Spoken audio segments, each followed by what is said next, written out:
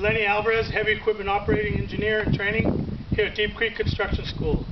Today I'm going to demonstrate the startup procedures on the 414E Caterpillar loader grader. We do it in 3 steps. The first step is to familiarize myself with the controls. The second step is to ensure that all the attachments are in working order.